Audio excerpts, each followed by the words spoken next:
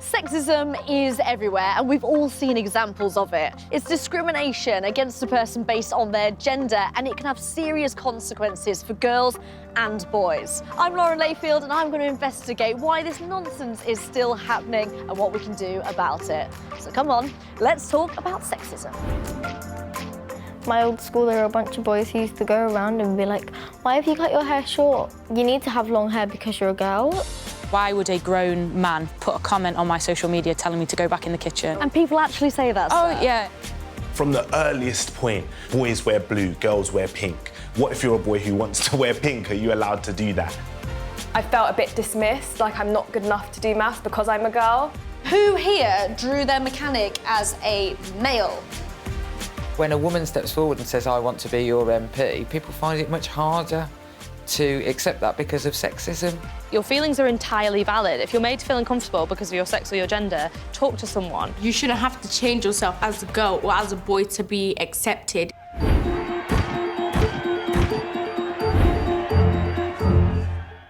So I've been thinking quite a lot about how sexism has affected me. And at primary school, I always wanted to play football on the school field at lunchtime, but it seemed like only the boys were playing and the girls weren't invited.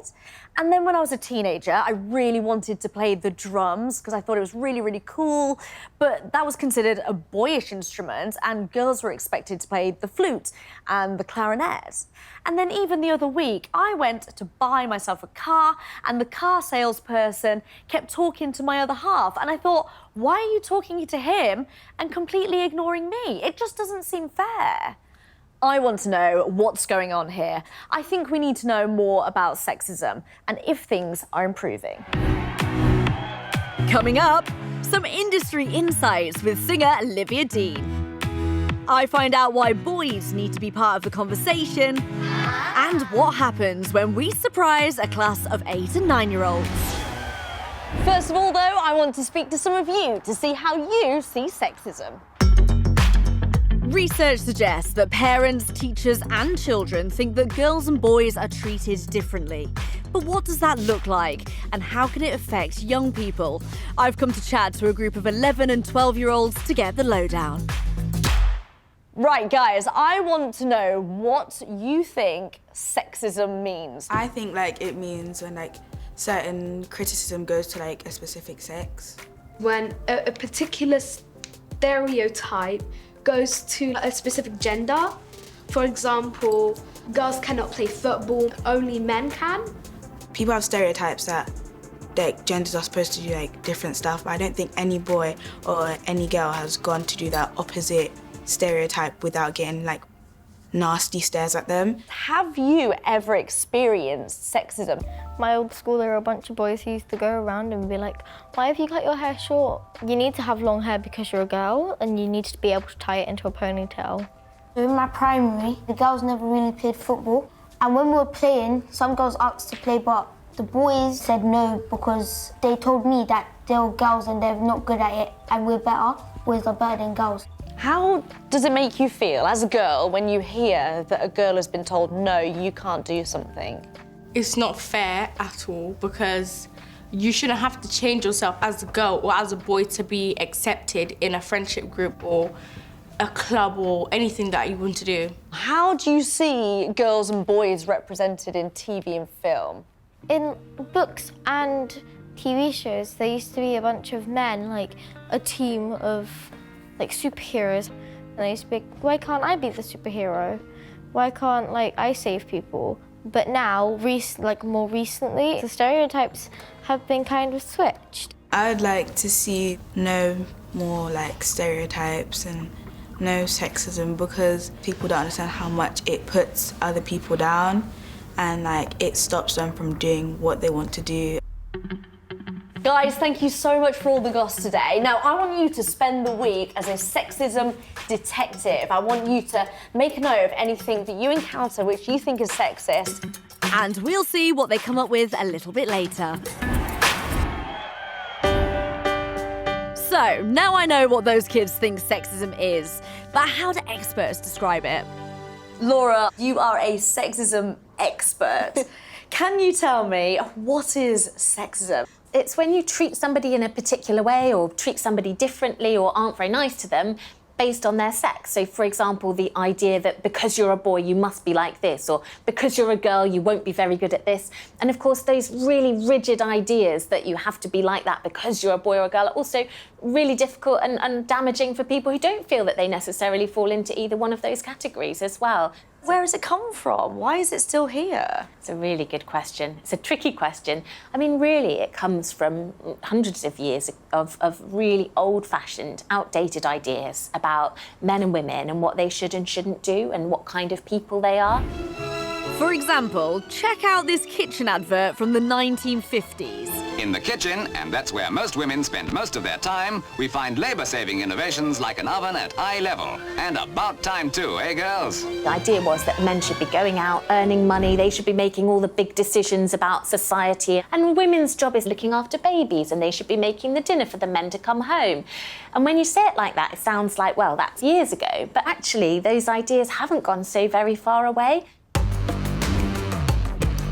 And Laura's not wrong. Let's take a look at sport. Kids up and down the UK love sport, but is this an area where we are seeing men and women treated differently? Out of the 100 highest paid athletes in the world, only 2 are women. Can you guess who they are? Yep, tennis superstars Serena Williams and Naomi Osaka. And sexism in sports can often be pretty obvious. In 2021, Norway's beach handball team got fined for wanting to wear shorts instead of bikini bottoms. This is what they had to wear, compared with the men's team who could wear shorts. The ladies' team believed this wasn't fair, wore the shorts anyway, and although they were fined, the rule about clothing was changed. Those women stood up and made a change, and that is exactly what needs to happen. But how are things looking elsewhere in sport? Well, in 2019, the winners of the Women's World Cup won £3.2 million. Sure, not bad. But in 2018, the winners of the Men's World Cup won £29 million. That's 9 times more. Someone who might be able to shed some light on this is Mary Earps, a world-class goalie who plays for England and Manchester United. So Mary, tell us, where did your love of football first come from? Just playing in the back garden with my brother, really. I wanted to get involved and joined my brother's team, but I couldn't play because boys and girls couldn't mix back then, so I would just go and train. Do you remember how it felt when you were there watching all the boys playing, knowing that you could play as well, but weren't allowed? How did that feel? Yeah, it felt really unfair at that age. So what was it like there, moving into that kind of professional environment? Did you ever encounter any sexism on your way up? All the time. Really? All the time, yeah. Definitely growing up, teachers would be like, why are you doing that? You're never going to make it. Or friends' parents would say to my parents, why are you letting her play? Because she's never going to do anything with it. What's the point? A lot of the comments about women's football is the pay gap between men and women. Is it as big as we think it is? I mean, there's a huge pay gap between men and women, but I think what they're asking for is pay in line with their value, in line with their contribution, so that they can live a life based on their profession. And the game is going in that direction, where people can live off of it and save for the future and have a full career. I feel like social media around football can be pretty difficult, generally speaking, but what is that like for you as a woman? Social media can be a really great place, but it can also be a really unhealthy place. Like, why would a grown man put a comment on my social media telling me to go back in the kitchen? And people actually say that stuff? Oh, yeah, it's all sorts of people. Women do it as well. They say, like, you shouldn't be playing, it's a man's sport, like, just be a woman, just be a girl. But girls can do these things too. Like, what difference does it make? The most important thing in the world is for you to be happy and do what you love. And if that's football, it's the greatest sport in the world, so you should definitely do that. And now to music. Did you know in 2020, only 3% of the tracks in the top 100 were produced by a woman? And only 8% of the artists headlining the UK's major festivals were female.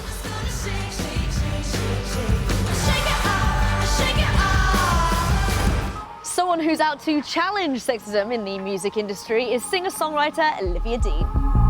They say distance can make the heart go fonder, but for you I want the... Olivia Dean is an incredible singer and songwriter who knows firsthand about the issues within the music industry. I was on the way down. I've been on my knees this whole week. So when I need you most, will you be my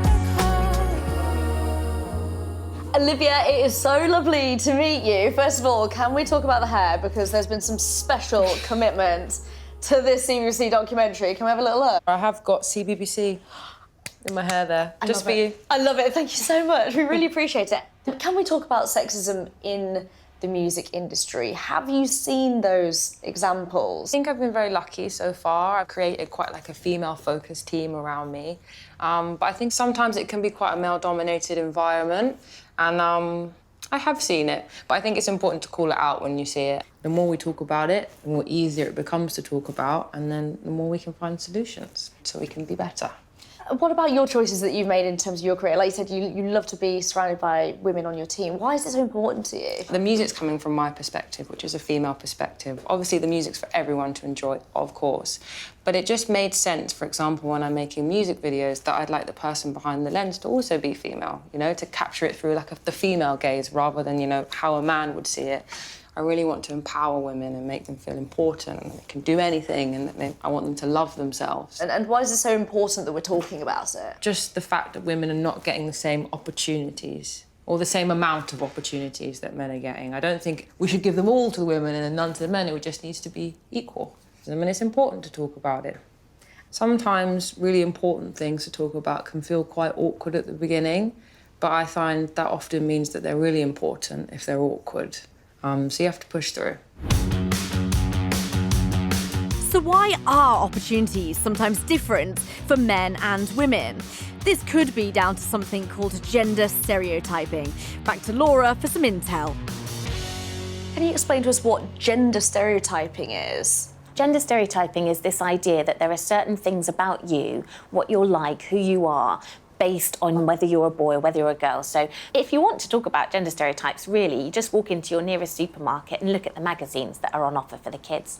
So for boys, the gender stereotype is the idea that they're tough and they just want to have fun and they want to be quite sort of boisterous and they're not interested in anything pretty or sweet or nice. And for boys, that's really tough as well, because what goes along with that is this message: boys don't cry, boys are tough. It's girly to show your feelings, and that's supposed to be a negative thing. Let's think about toys. So when children are little, we bombard them with toys that actually send them quite a lot of messages. It's normal for us to give dolls to girls, but people more often give building blocks and trucks to boys.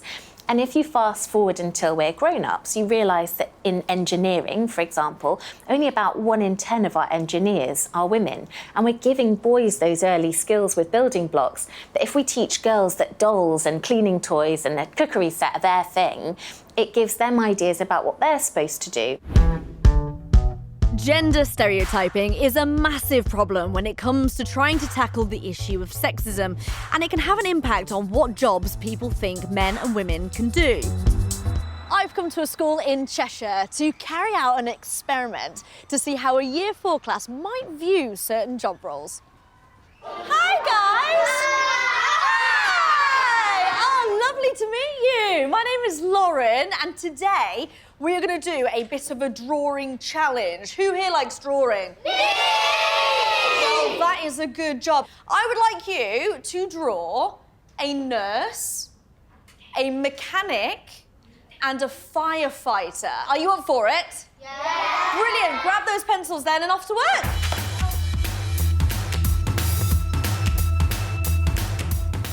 That's my nurse. Yeah. Named Shannon. Shannon, that's a nice name.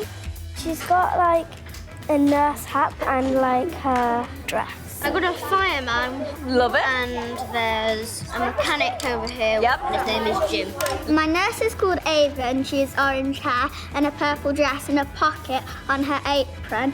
This is my mechanic Tim and this is my nurse Jill. Brilliant. Right, guys, I've got a little surprise for you. Are you ready for this? Great. Come on in then, guys. Hi. Say hello, everybody. Hi. I'm Jane and I'm a firefighter. Hi, I'm Pete. I'm a children's nurse. I'm Melissa and I'm a mechanic. So to our firefighter first, put your hand up if you drew your firefighter to be a boy. Interesting. I didn't know how to draw a firefighter girl, so I actually drew it a little bit easier to do a firefighter boy. Because not every day you see like a woman firefighter. Next, who drew a nurse as a woman? Loads of people. It's just what usually pops into my head when I think of a nurse. So what do you think then when you see a nurse that's a boy? I'm glad to see that everyone can be everything. It would definitely change my mind a bit. Next, who in here drew a female mechanic? I drew a girl mechanic because my mum's a mechanic. Is she? So when you think of a mechanic, the first thing you think of is your mum? Yeah. And who here drew their mechanic as a male? I drew a boy because the first thing that I thought of, the word mechanic, was said. What do you think about the fact that there are mechanics that are women? Well, I'm a bit surprised, but I suppose anybody could do it. So. Well done. It's interesting that most of the children drew male firefighters and mechanics and female nurses. Way back when I joined, the language that we used was fireman, and it's still very much used. I think as times are changing, more and more people are realising the role is firefighter, and it is a job for male and female. When I was training, there was 12 nurses training. I was the only male in my cohort. I think it's a real shame because I think there's some fabulous people out there who'll be really excellent nurses. I find it such a privilege to be a nurse and to work in the hospital where I work. When I was training to be a mechanic in college, I was the only female there. It was just surrounded by men. I don't think they thought I was going to follow through and persevere, but I did. You should be able to do anything. We should be free to do whatever jobs and activities we want to, regardless of gender, but visibility is key. It's hard to be what you can't see. Hoping to help solve this is Zainab, a mathematician who's shaking up the male-dominated world of finance. Zainab, lovely to meet you. You too. Where did your love of maths come from? I always enjoyed maths when I was a child. As soon as I realised that not everybody liked maths, I thought, oh, this is a bit special. I'm going to keep learning and studying maths until I get bored, which has been never. And were people surprised when you told them, oh, I love maths, I want to pursue maths? I think so, yeah. And I think it's because not a lot of people really enjoy maths. But also sometimes it felt like people were shocked that I wanted to study maths. When we think about science, tech, engineering and maths subjects, and we call that STEM, historically we view these subjects as really male-dominated. But that's something that I want to change because, it doesn't matter what gender you are, you should be able to pursue a career. And Zainab, have you ever experienced sexism, whether it be in your education or your workplace? I remember experiencing sexism in the school. I remember being in my maths class, which was predominantly boys, and I remember them making quite a few sexist jokes at the time, and it's quite hard when you're young to know how to react to that. But I remember the joke being around, girls not being good at maths or us not being able to solve the problem on the board. So I've had a few experiences of sexism like that where I felt a bit dismissed, like I'm not good enough to do maths because I'm a girl. But what I've realised is actually, yes, I can, and there are lots more girls and women pursuing these careers, and so we just need more role models. We've talked a lot about girls here, but what can boys do to help? And how can sexism impact on them? This is Ben. He works with boys and men across the UK to open up conversations about sexism. We obviously hear a lot about how sexism affects girls, but it can affect boys. How does it affect boys? I think it affects us in loads of ways. So from the earliest point, what colour clothes you wear. So boys wear blue, girls wear pink. What if you're a boy who wants to wear pink? Are you allowed to do that? Boys are taught to play with my first builder's kits instead of my first kitchen set. But what about all of the boys who like cooking or maybe want to be a chef when they're older? How do they learn to be interested in that? The other big thing is that there's a lot of pressure on boys boys to be a certain way and to like certain things, to express themselves in specific ways. So whether that's not being able to talk about how we feel, not being able to express our emotions, or if that means that we're not allowed to be interested in certain things. I know for me, when I was a kid, I really, really loved drama and I really loved art and I really loved music. But in school, those were subjects that girls took. And so that can make you feel a little bit uncomfortable. But I think boys have got to learn to be able to be comfortable being who they want to be and doing the things that they want to do. Can you tell us about masculinity? That is a word that obviously gets used a lot, but what does it actually mean? So when we're talking about masculinity, I would say we're talking about a set of stereotypes that we attach to being a man. Things like being strong, things like being dominant, things like being in control, like not asking for help. And some of those things in and of themselves are not bad things, right? But I think when we talk about toxic masculinity, we're talking about what happens when those things get pushed to the extreme. So like being in control sometimes looks like taking control away from other people, or being dominant looks like dominating other people. And I think when we then think about men, we're looking at how that impacts the women that are around them. So men talking over women, not listening to them, not caring what they think, not taking advice. And I think we've got to work really hard so that those things aren't happening. When it comes to how our lives are run, it's politicians in Parliament buildings across the UK, in Wales, England, Scotland and Northern Ireland, who make many of the big decisions. But it was only men who got to be in charge until 1918, when women were allowed to become MPs. And in the same year, the suffragettes succeeded in their campaign for women to be allowed to vote. There's been 2 female UK Prime Ministers, Margaret Thatcher and Theresa May, both from the Conservative Party. Nicola Sturgeon from the SNP has been Scotland's First Minister since 2014, and Arlene Foster became the first female First Minister of Northern Ireland in 2016.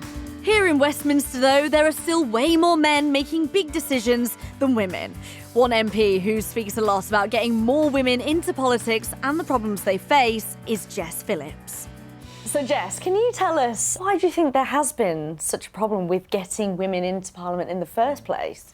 Sexism is the reason that we can't get women into Parliament, because still, when most people close their eyes and think about the person who stands in the Houses of Parliament and makes decisions, most people still imagine a man in a suit. For a woman to be considered, she has to be 10 times better than the men in the room. When a woman steps forward and says, I want to be your MP, people find it much harder to accept that because of sexism. Why is representation so important? Why is it important that we start to balance out the number of women in Parliament? Because without women in the rooms making the decisions, those decisions will never be good enough for the women in our country. But can we talk about sexism? Is that something you've experienced in your time in politics? Oh yeah, I experience sexism all the time. Both obvious sexism, so I've been making an impassioned speech about something, usually women's rights, and there have been men who go like this, like in a sort of calm down, oh bless. People in the country will write to you and say horrible things about the way you look, call you very sexist and aggressive names. Also, just then the more subtle things, the idea that you're there as a token to make people like, oh, we need you in the photo because we need a woman in the photo, and it's, you know, that sort of thing, that goes on all the time. But yeah, I've suffered from sexism without question. Is there any hope going forward? The day I was born, there were 11 women in Parliament.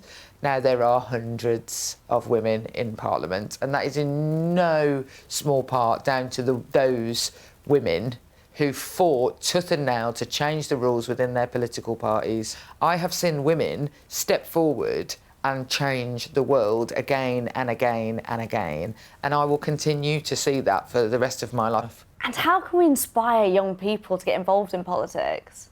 The world is absolutely changed by people who believe that they can change it. You have to turn up and say that you want to do it. Politics wants young people to be involved. Remember I sent our group of Year 7s off to be Sexism Detectives? Well, let's find out how they got on. So the boys in my class recently have been making fun of the girls because of their voices, like making their voices really high-pitched, and that's not how the girls actually sound. It's specifically when they say anything smart in class, they just decide, oh, we're gonna make fun of them, which I don't think is really fair. There were these guys that were like playing football, and then behind other people's backs they were saying, oh, these girls can't really play football because we're better than them and they're not really good at it. And I found that rude because like sometimes girls could actually be better at boys at football. So this week, a boy said to another person, dance club is only for girls, and that's a bit rude because I think you could go to dance with all genders, boy and girls, and I think that because a person said that it's only for girls, it's a bit sexist, and I didn't really like that comment. It's clear that sexism is an issue for young people, but what can we actually do about it? Gina Martin is an activist who campaigned for the government to change a sexist law, and she's got some good advice.